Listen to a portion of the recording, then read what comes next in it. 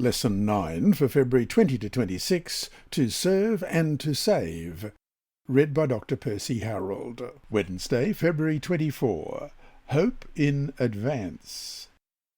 The fact that Isaiah accurately predicted Cyrus by name disturbs people who do not believe that prophets receive predictions from God.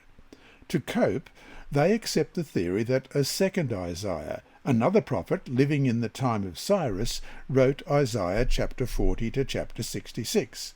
Thus the book of Isaiah is sawn in two, the same fate traditionally understood to have befallen the prophet himself. Let's check that out with Hebrews 11 and verse 37. They were stoned, they were sawn in two, were tempted, were slain with the sword. They wandered about in sheepskins and goatskins, being destitute, afflicted, tormented. There is, however, no historical witness to the existence of a second Isaiah. If he did exist, it would be strange for the Bible not to mention him, because his message is profoundly important, and his literary artistry is phenomenal. Not even the oldest Bible manuscript, the Isaiah scroll from Qumran, has any break between Isaiah 39 and 40 that would indicate a transition to the work of a new author. Isaiah's basic message is consistent throughout his book. Trust the true God, including his messianic deliverer, rather than other powers. Scholars rightly emphasize the shift in focus between the Assyrian period in Isaiah 1 through to 39 to the Babylonian periods in chapters 40 and following. But we have found that Isaiah 13, 14 and 39 already envisage a Babylonian captivity. It is true, Isaiah's chapter 1 to 39 emphasizes judgment, and Isaiah 40 to 66 emphasizes consolation. But in the earlier chapters, divine comfort and assurance are abundant also, and later passages such as Isaiah 42, 18 to 25, Isaiah 43, 22 to 28, and 48, 1 to 11, speak of God's judgments on Judah for forsaking him. In fact, Isaiah's predictions of future comfort imply suffering in the meantime. Let's read those passages. Firstly, Isaiah 42, beginning at verse 18. Hear, you deaf, and look, you blind, that you may see. Who is blind but my servant? Or deaf as my messenger whom I send? Who is blind as he who is perfect, and blind as the Lord's servant? Seeing many things, but you do not observe. Opening the ears, but he does not hear. The Lord is well pleased for his righteousness' sake. He will exalt the law and make it honourable. But this is a people robbed and plundered. All of them are snared in holes, and they are hidden in prison houses. They are for prey, and no one delivers, for plunder, and no one says, Restore. Who among you will give ear to this? Who will listen and hear for the time to come? Who gave Jacob for plunder and Israel to the robbers?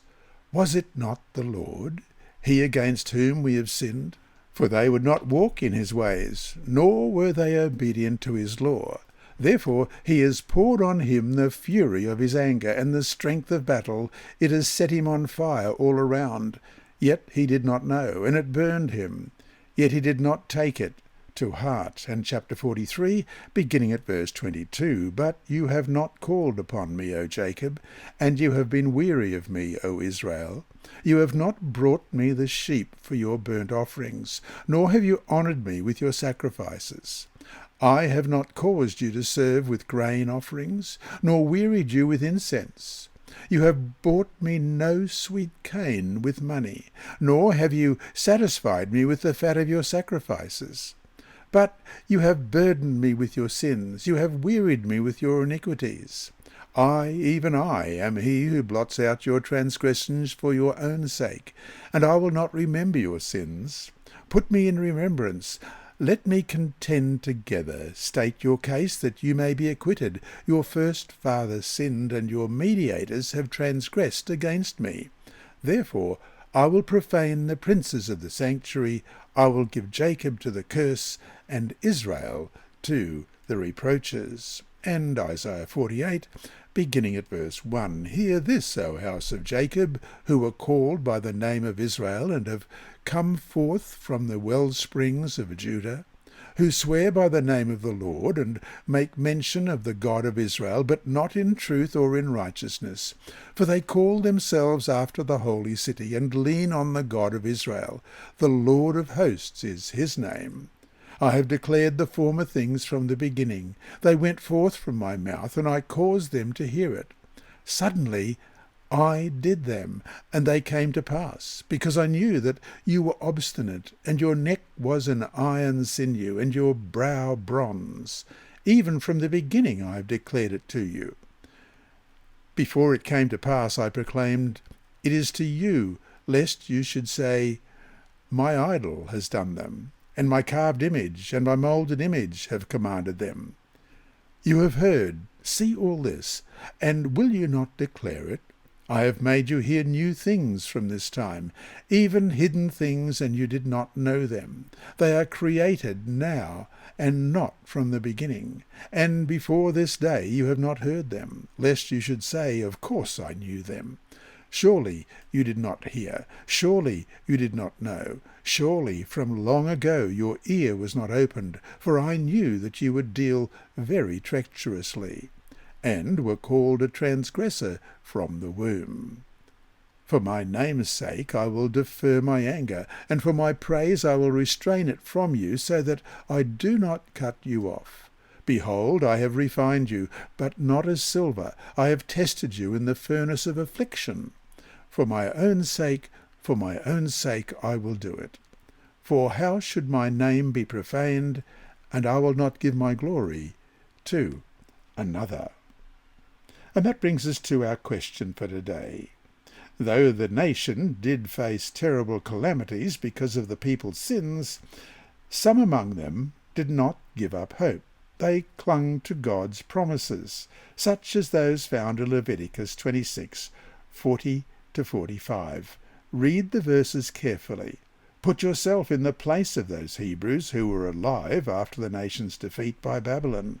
What hope could you find in these words? So Leviticus 26, beginning at verse 40. But if they confess their iniquity and the iniquity of their fathers with their faithfulness in which they were unfaithful to me, and that they also have walked contrary to me, and that I also have walked contrary to them, and have brought them into the land of their enemies, if their uncircumcised hearts are humbled, and they accept their guilt, then I will remember my covenant with Jacob, and my covenant with Isaac, and my covenant with Abraham I will remember.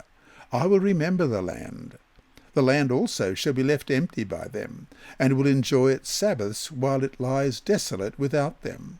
They will accept their guilt, because they despised my judgments, and because their soul abhorred my statutes. Yet for all that, when they are in the land of their enemies, I will not cast them away, nor shall I abhor them, to utterly destroy them and break my covenant with them, for I am the Lord their God. But for their sake I will remember the covenant of their ancestors, whom I brought out of the land of Egypt in the sight of the nations, that I might be their God. I am the Lord. And so to finish the day, read once more through Leviticus 26, 40-45. What spiritual principle do you see at work in those verses? What is the Lord saying to Israel there?